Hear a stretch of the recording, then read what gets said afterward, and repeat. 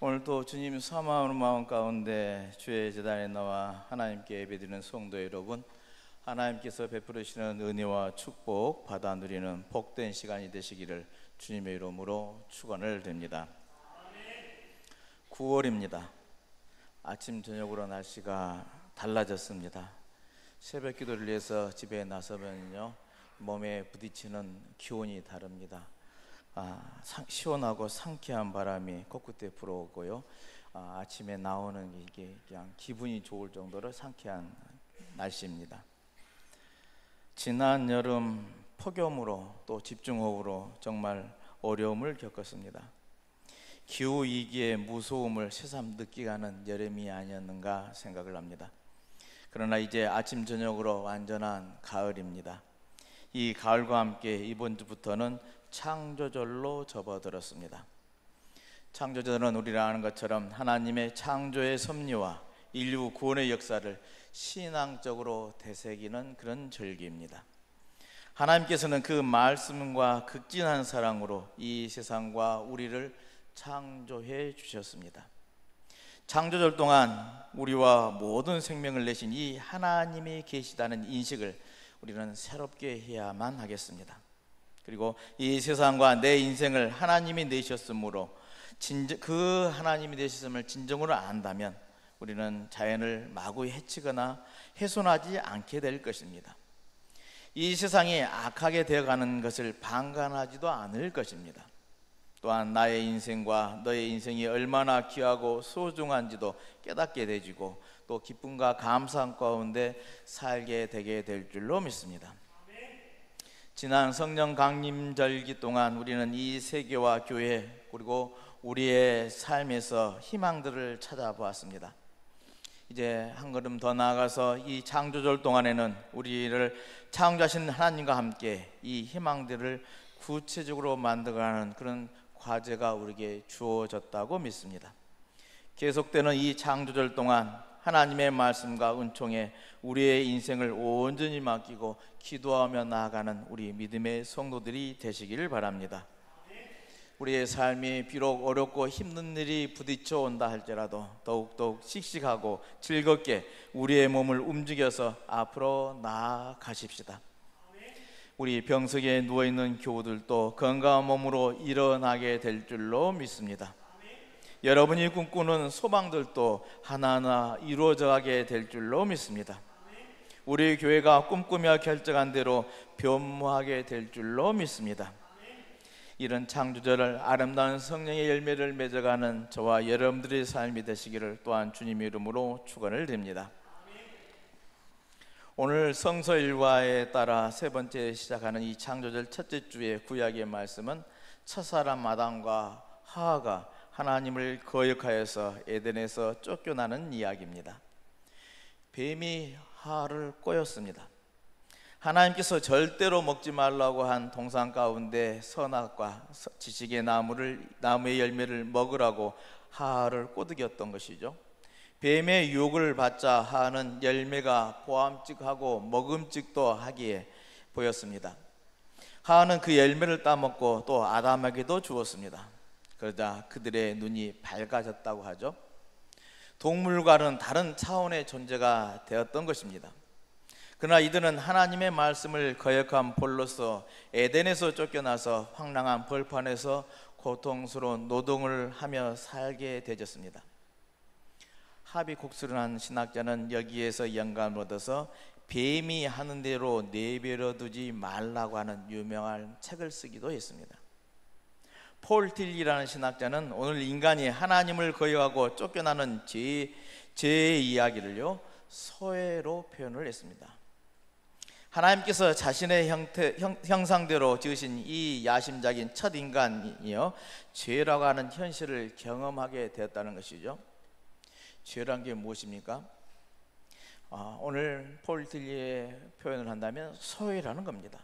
소외란 말이 그렇게 어렵고 낯설게 들려지기도 하지만 쉽게 풀자면은요 멀어짐이요 따돌림입니다. 하와 아담은 자신들의 생명의 구원자이신 하나님을 거역함으로써요 하나님과 멀어졌다는 겁니다. 이게 죄이고요 이게 소외인 것이죠. 자기들의 인생에서 하나님을 따돌림으로써요 하나님과 남이 되었다는 겁니다. 그뿐이 아니죠. 한 몸이던 아담과 하와도요 멀어지죠. 서로의 핑계를 대면서 서로 아니다 합니다. 완전히 남이 되어지는 모습입니다.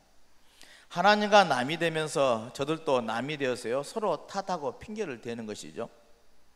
하나님과 남이 되고 인간 서로도 남이 되었을 뿐만 아니라요 인간은 자연과도 멀어져서요 남이 되고 말았습니다. 생명과 환희의 동산에서 추방됐던 것이죠.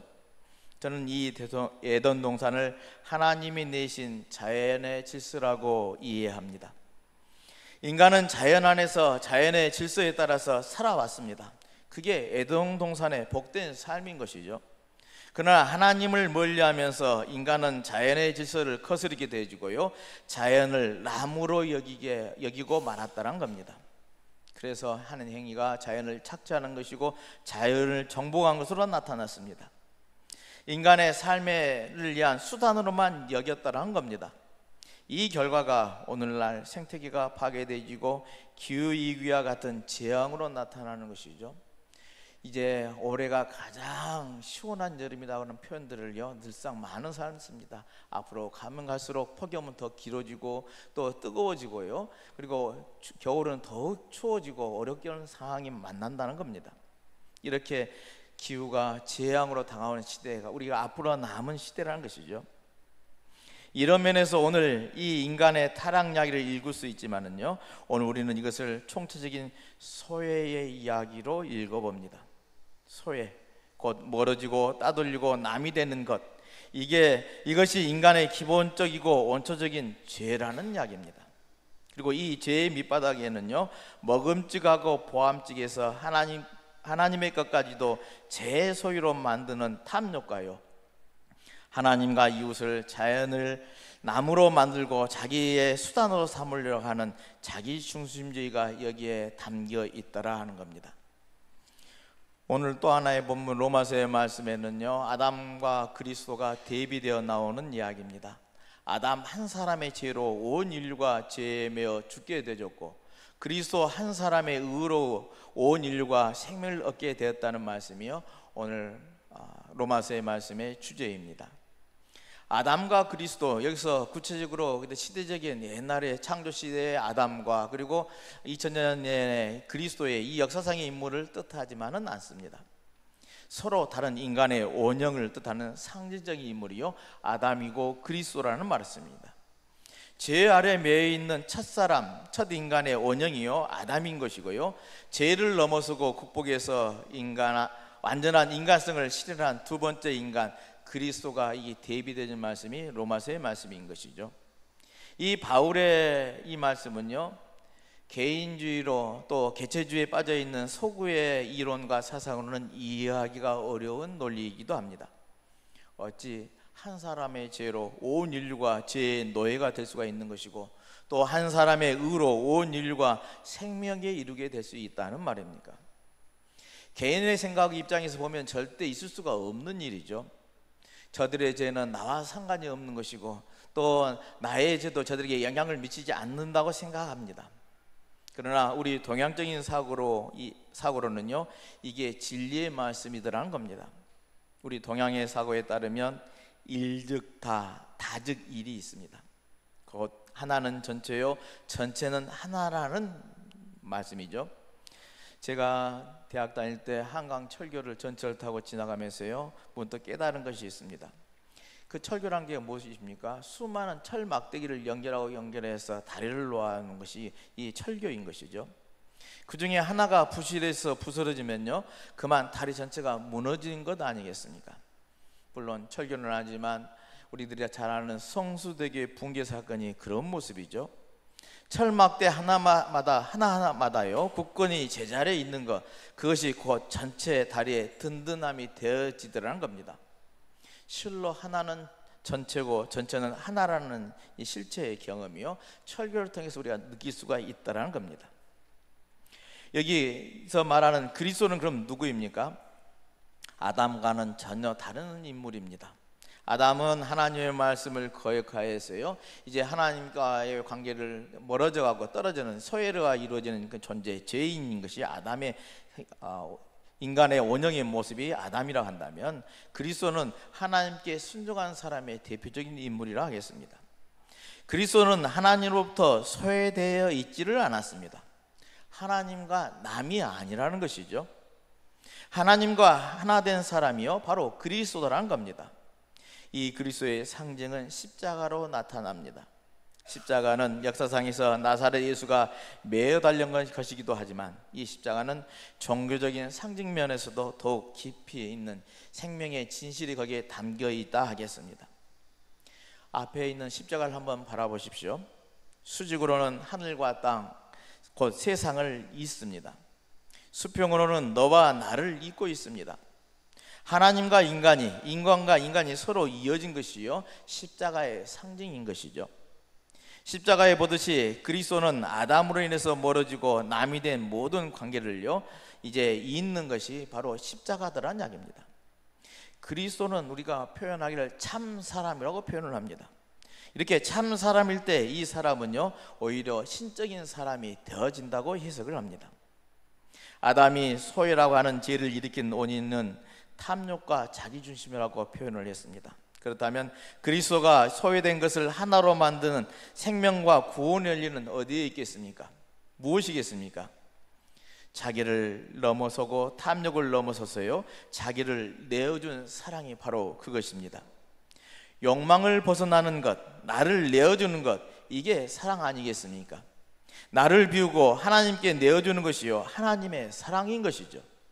나를 이웃에게 드리는 것이 이웃사랑이더라는 겁니다. 나를 자연의 일부로 알고 자연의 질서에 맡기는 것이 자연사랑인 것이죠. 함께 있도록 지정된 복음서의 말씀은 죄의 유혹에 관한 말씀입니다. 이 말씀을 창세기와 연결지어 보면 뱀처럼 하하처럼 그렇게 살지 말라는 이야기인 것이죠. 남을 유혹해서 넘어지게 하는 사람, 화가 있다 선언을 합니다. 손이나 발이 죄를 짓게 하면 차라리 자를 하고 엄하게 명령합니다. 또 눈이 죄의 유혹에 빠지면 뽑아버리라까지 말씀을 합니다. 우리 인간한 존재가 얼마나 연약한지 너희들이 깨달아라는 것이죠. 우리는 언제든 유혹에 빠질 수 있습니다. 인간은 약한 존재이기 때문에 그런 것이죠. 때문에 짧은 주님의 기도 안에도요, 우리 주기도문 안에도 우리를 시험에 들지 말게 해달라고 날마다 청원하도록 기도문으로 가르쳐 주셨습니다. 날마다 우리가 빠져들고 넘어지는 유혹의 정체가 무엇입니까? 오늘날 현대 산업사회를 들여다보면요 무한정 생산하고 소비하면서 즐기는 쾌락 문화가 우리를 휩쓸고 있습니다. 우리는 이런 문화 속에 삶의 즐거움을 찾고 또 인생의 목표를 정하려고 합니다. 이런 삶을 사는 인생을요 허버트 마르쿠제는요 1차원적 인간이라 표현을 했습니다.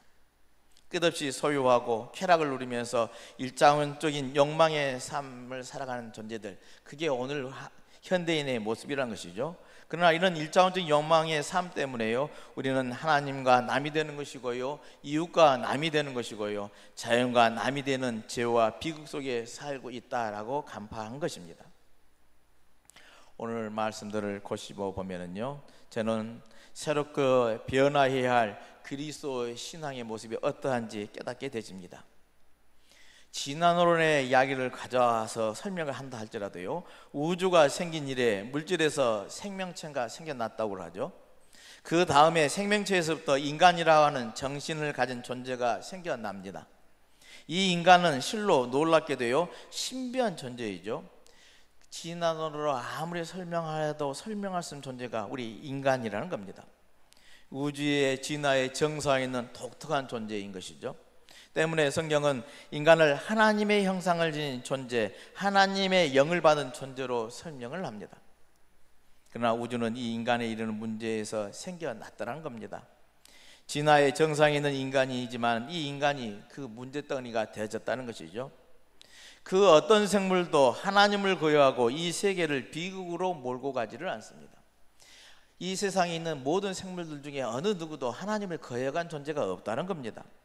또한 그럴 능력도 그렇게 하지도 못한다는 것이죠. 그런데 인간은 그 뛰어난 정신적 능력을 가지고요, 하나님의 위에 서려고 했다는 겁니다. 이웃을 지배하고 자연을 정복하려 했다는 겁니다. 인간이 되었지만 아직 그 인간성이 제대로 자라지 않기 때문이라는 말씀입니다. 인간됨이 아담과 같은 상태에 그대로 머물러 있다는 겁니다. 탐욕과 자기중심에서 사로잡혔기 때문에요, 거기에서 벗어나지 못하기 때문에 우리 인간이 이 모양 이 꼴로서요, 오히려 이제 멸망의 길로 가고 있다는 진단인 것이죠. 이로써 인간이 얻은 지식이나 기술, 이 모든 것들이 자기 욕망을 충족하는 도구가 되어서요, 하나님과 이웃과 자연을 수단으로 만들고 말았습니다. 결국 하나님도 잃고 이웃도 사라지고 자연은 파괴돼서 인간은 자멸이라 하는 종말을 눈앞에 두고 말았던 것입니다. 이제 이런 상황을 우리가 이해한다면 우리는 달라져야만 하겠습니다. 새롭게 변화할 때가 오늘이라 생각이 되집니다. 곧 아담에서 그리스도로 바뀌어야만 합니다. 아담과 하와는 하나님과 이웃과 자연으로부터 소외를 만들어냈습니다. 모든 것들과 남이 되고 적이 되고 말았습니다. 그리고 이제는 자기를 벗어나지 못하고 욕망을 다스리지 못했기 때문에 계속 이제까지 이어져 온 것이죠. 지금까지의 인간은 이런 동물적인 인간 차원, 곧 아담의 차원에 머물러만 있었습니다. 이런 인간에 대해서 우리 기독교는요, 예수 그리스도라고 하는 참 사람을 우리에게 제시하고 안내를 합니다. 2000년 전 나사렛 땅에 사셨던 예수라고 하는 그분이 그 삶을 통해서 십자가의 삶을 이루셨다는 것입니다.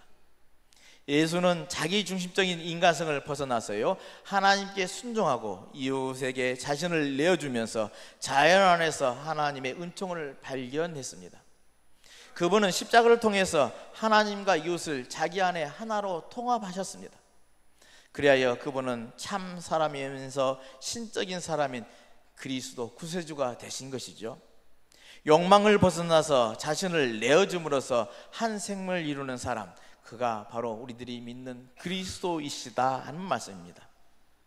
이제 아담으로 있는 우리 인간이요, 참 인간, 하나님과 이웃과 자연과 한 생명이 있는 그런 영적인 인간인 그리스도와 같은 인간으로 변화해야 될 줄로 믿습니다.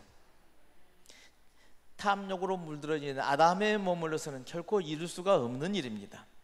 십자가의 주님처럼 자기를 내어줌으로 이룰 수 있는 일인 것이죠. 우리는 이미 이런 은혜를 입은 자인 줄로 믿습니다. 예수를 그리스도로 고백하고 주님을 나의 구주로 고백하는 믿음의 사람들이 우리는 세례를 받은 사람이라 표현을 합니다. 성령의 세례가 바로 그것인 것이죠. 나를 죽이고 내 욕망을 죽이고 하나님의 사람으로 다시 태어난 존재가 바로 그리스도인 우리라는 말씀입니다. 진정으로 세례를 간직하고 있다면 우리는 이미 신적인 존재인 것입니다. 내 안에 그리스도가 살아 역사하신다는 말씀입니다. 우리는 그 그리스도의 인간성을 가지고 사는 신령한 존재들임을 믿으시기를 바랍니다. 교회 또한 세상의 모임과는 달리해야만 합니다. 자신들의 목적과 이익을 위해서 이합집산한 그런 모임이 아니라 하나님과 화해하는 예배와 이웃과 화해하는 사랑의 나눔으로 에덴의 삶을 이루어가는 그런 믿음의 공동체가 교회인 줄로 믿습니다.